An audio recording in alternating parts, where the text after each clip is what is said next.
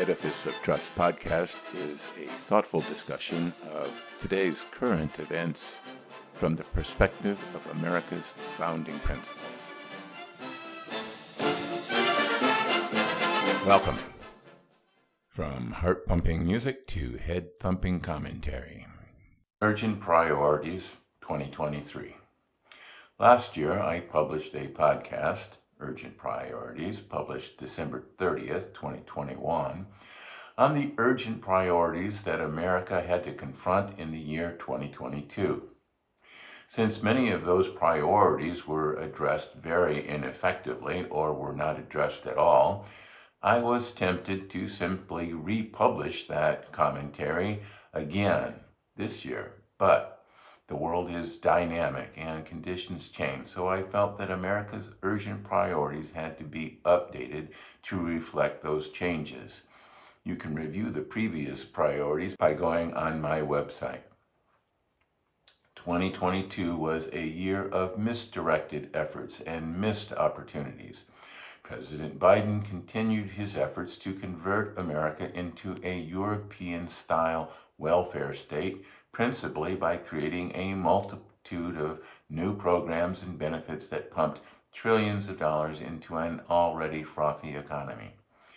Democratic plans to tax the rich and big corporations to fund at least some of these programs are likely to go awry, as the Democrats do not seem to understand that the rich and big corporations change their behaviors in order to avoid confiscatory taxation, resulting in diminished tax revenues instead of an increase.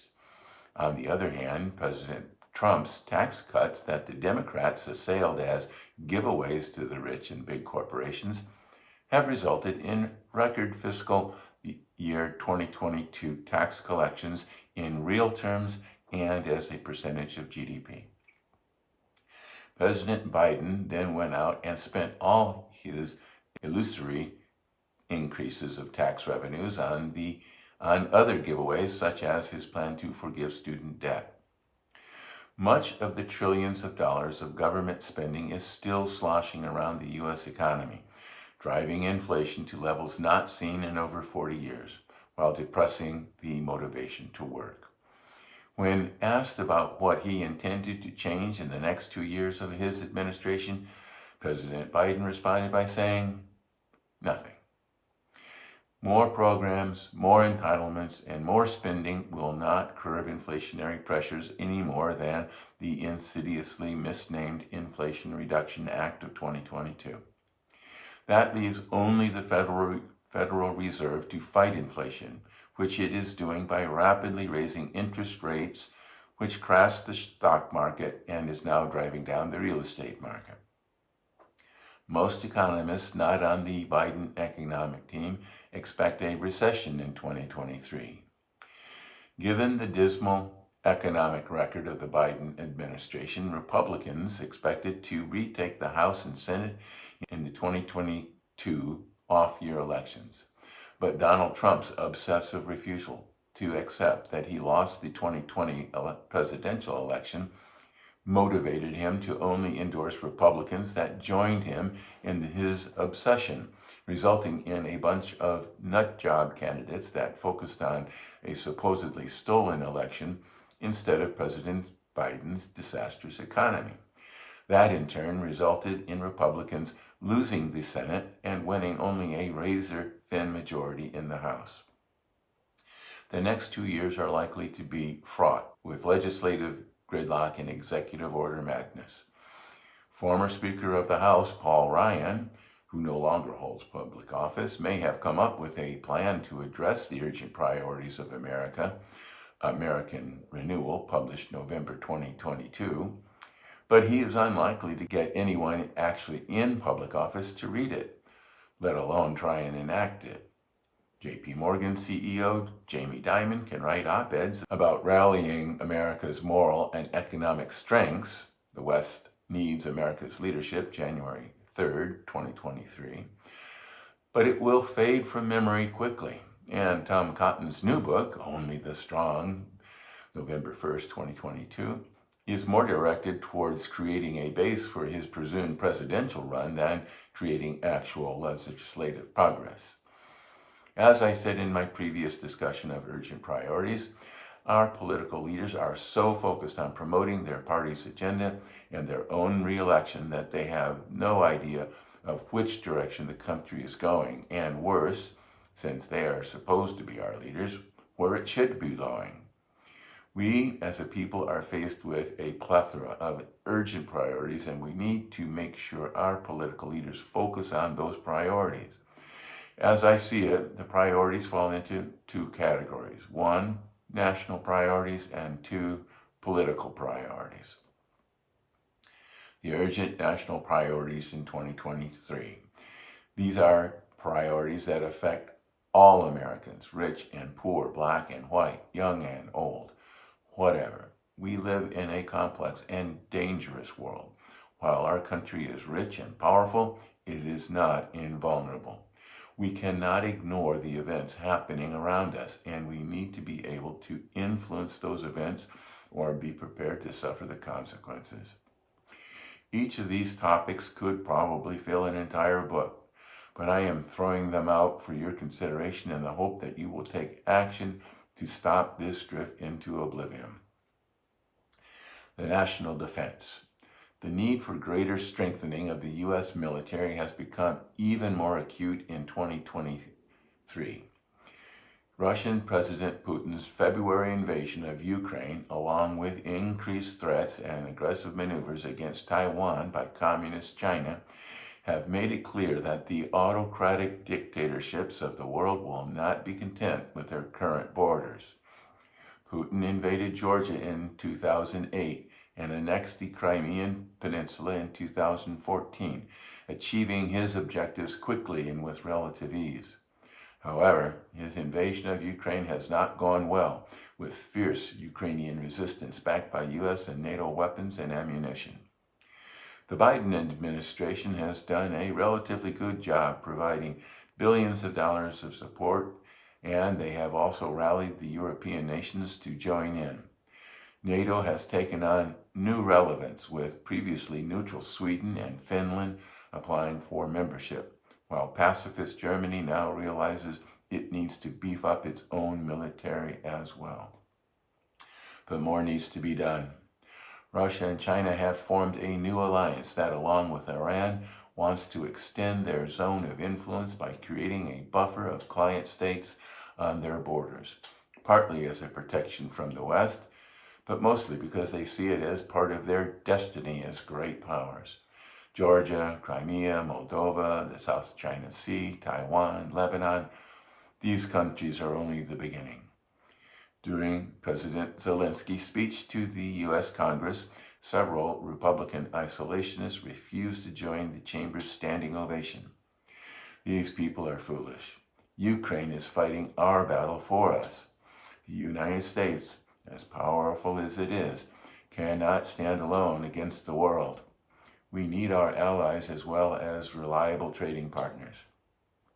The multipolar plan of the new axis of evil intends to chip away at our allies and partners.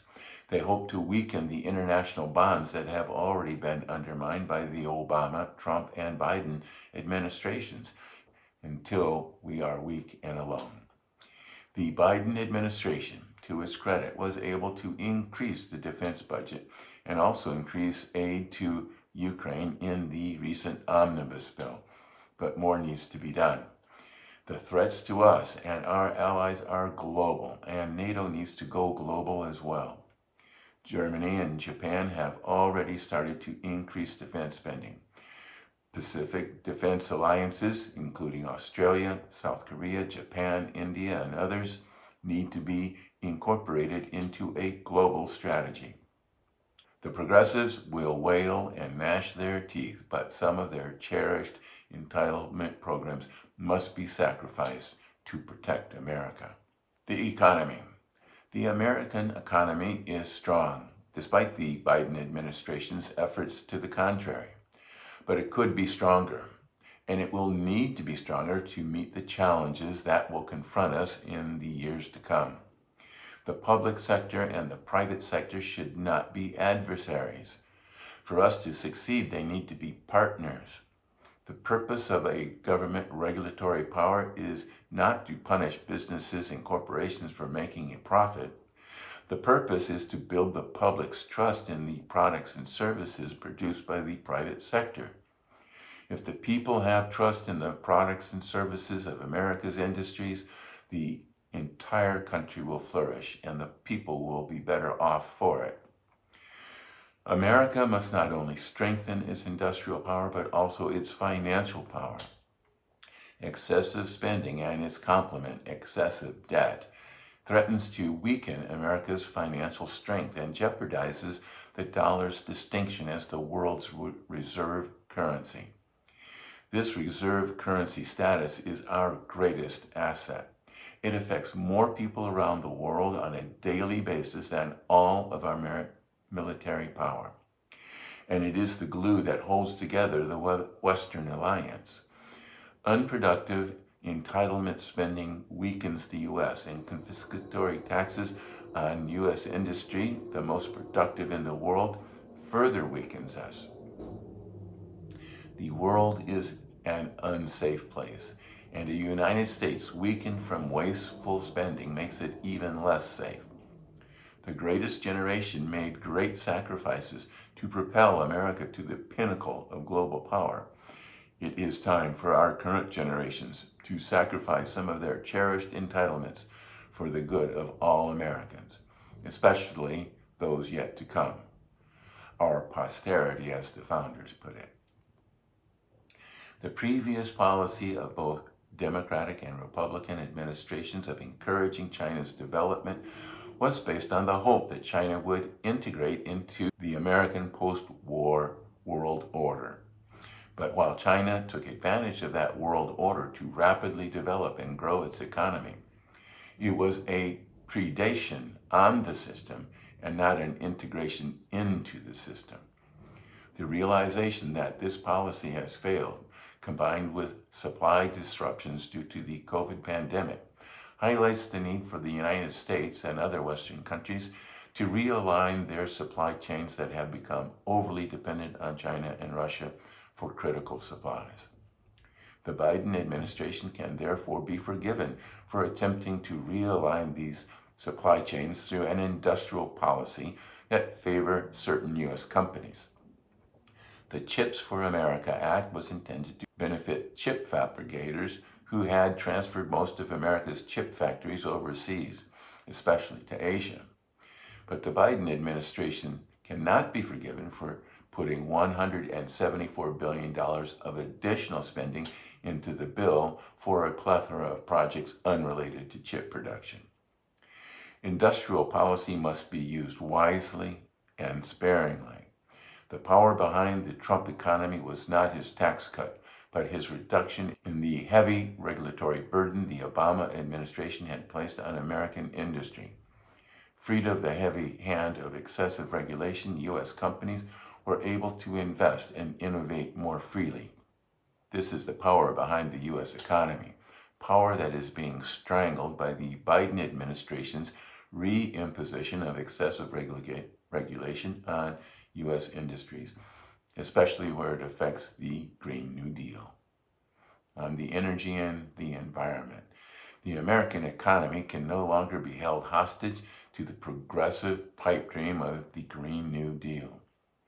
Even if our country could achieve net zero carbon emissions within the given time frame, the impact on the amount of carbon being pumped into the atmosphere would be negligible and its impact on climate infinitesimal. The cost of achieving this Pyrrhic victory would be enormous. The Biden administration is spending many hundreds of billions of dollars on this effort, so many I have lost count. Every piece of legislation he gets passed has hundreds of billions of dollars to achieve net zero carbon. The Chips for America Act, the ludicrously named Inflation Reduction Act, etc., etc. The flaw in the Green New Deal is that it relies on new technology yet to be developed in order to achieve its goals.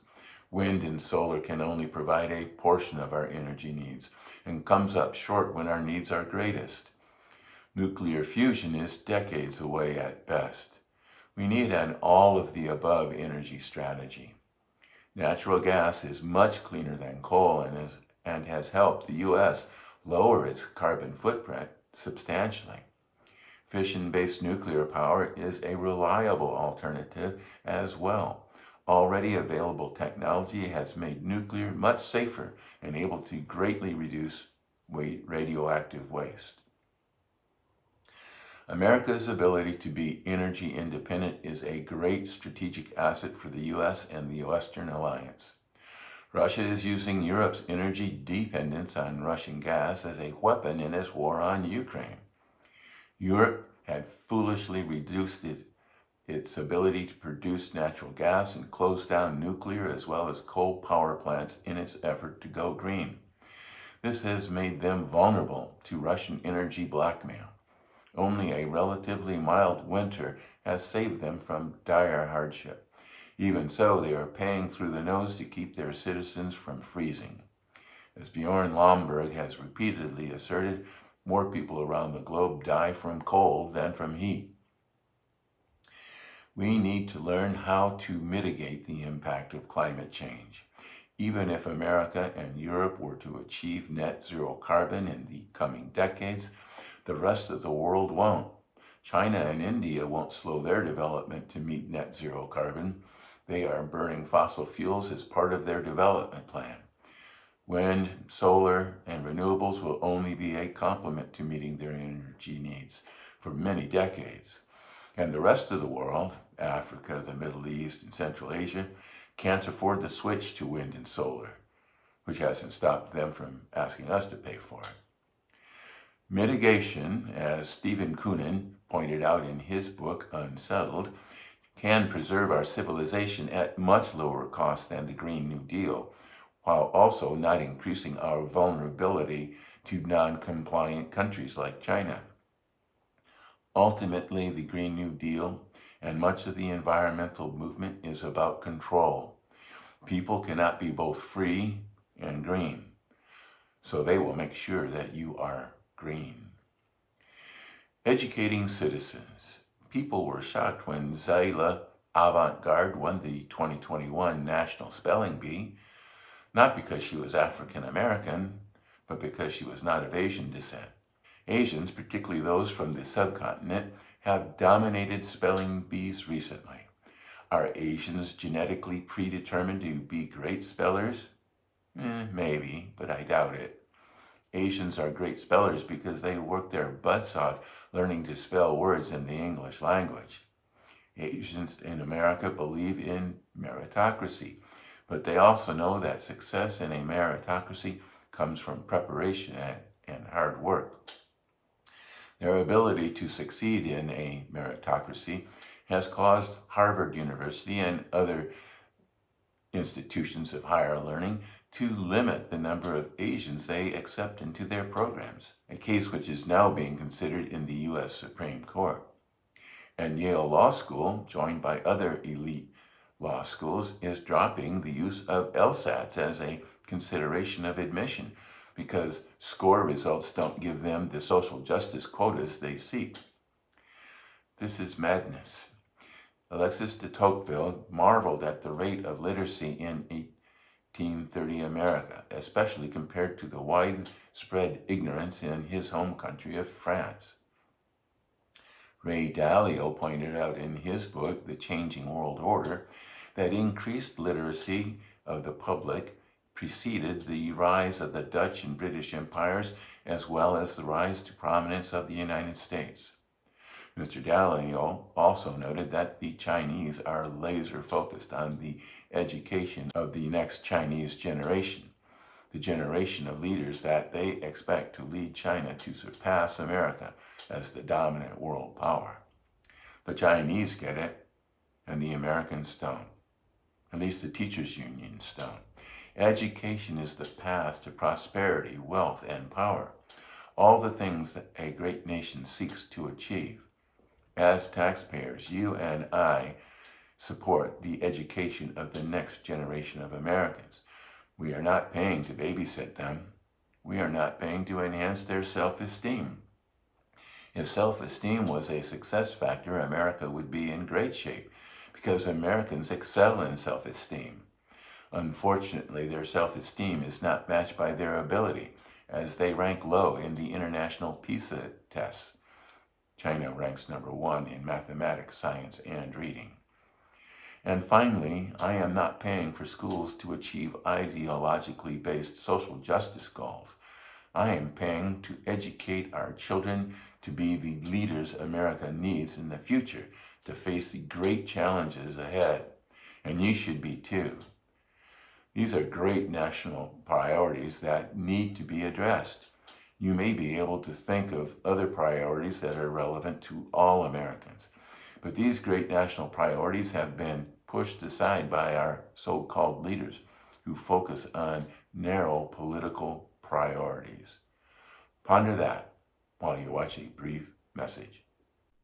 Don't forget that my Edifice of Trust books, Principled Policy, Edifice of Trust 2nd edition, In Defense of Principle, and The People's God are available on Amazon, Barnes & Noble, and iBooks. Thank you.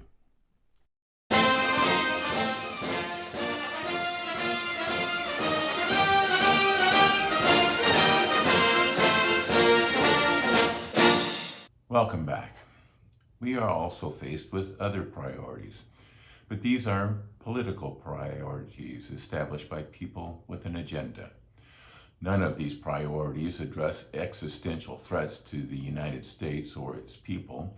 Some may be popular, but in today's hyper-partisan environment, there is little likelihood of reaching a consensus or even a compromise on any of these issues. These issues will consume much of the political dialogue in the months leading up to the 2024 presidential election. Some of these political priorities are actually opposed to achieve our urgent national priorities. None of these issues should be allowed to detract from the importance of addressing the urgent national priorities. The urgent political priorities in 2023, divided government.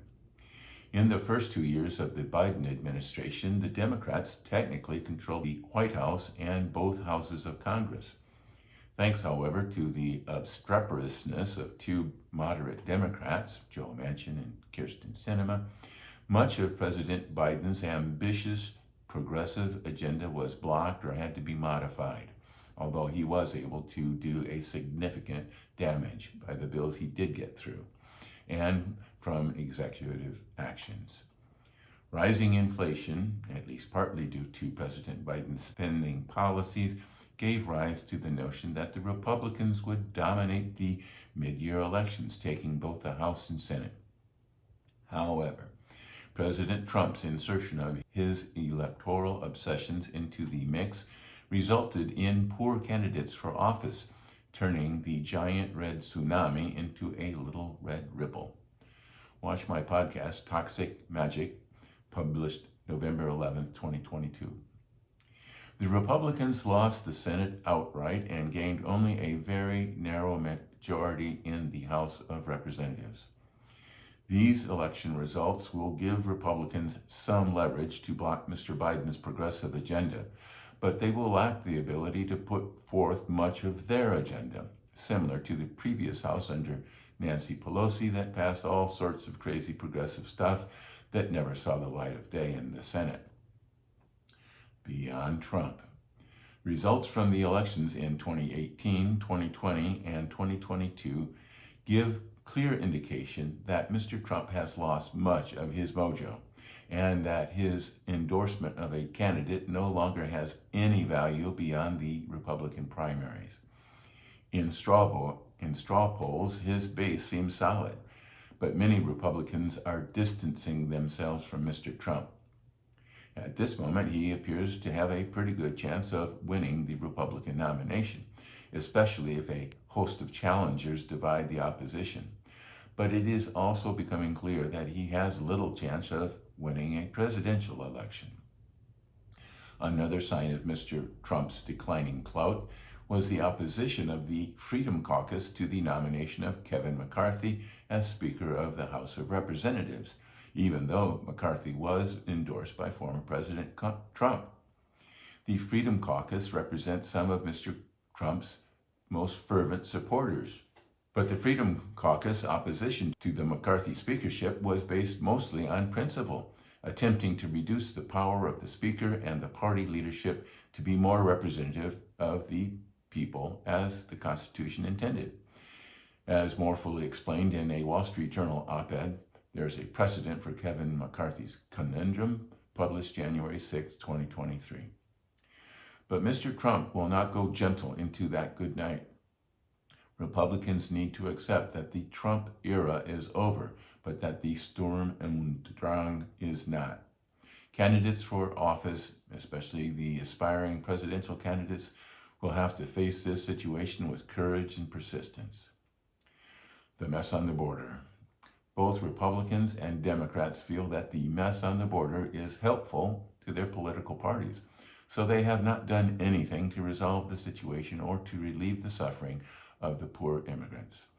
These people are among the most courageous and hardest working people in their countries, and most will make good Americans if they get a chance. They are willing to do the hardest work for the poorest pay. America is indeed a nation of immigrants, and previous waves of immigrants were also resisted by the then current residents.